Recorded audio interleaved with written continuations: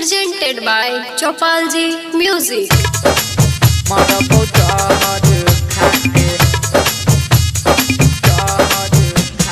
DJ Vikas Betya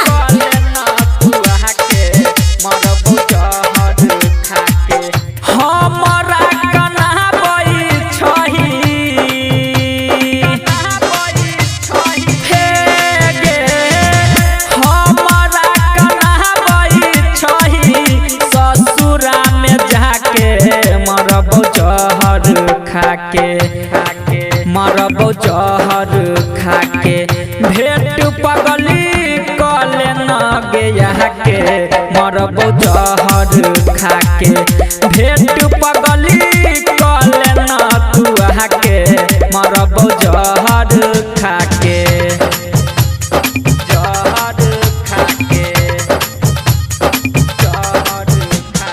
DJ Vikas Betya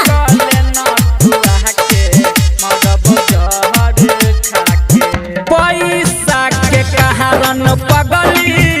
पगल बनेला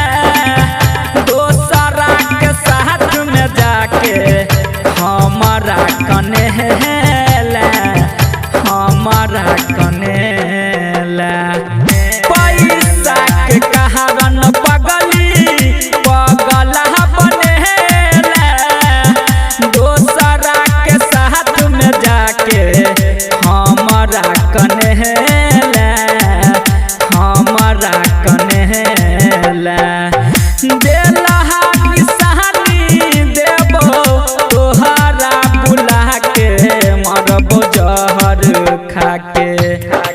मरबो जहर खाके भेट पगली कले न गया के मरबो जहर खाके भेट पगली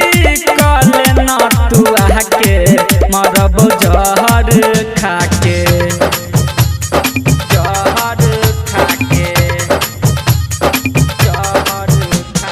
DJ Vikas Betya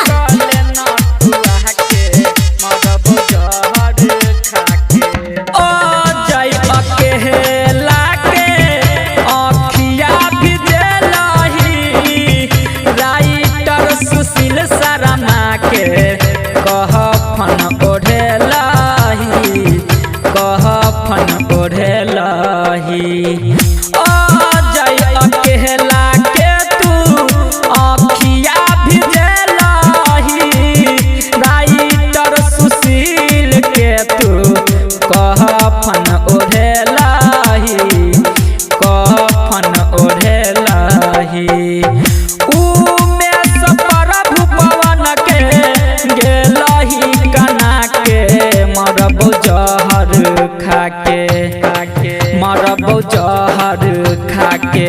भेट पगली कले न गया के मरबो जहर खाके भेट पगली कले न तू के मरबो जहर खाके सच्चे कहे छियो मर जेबो।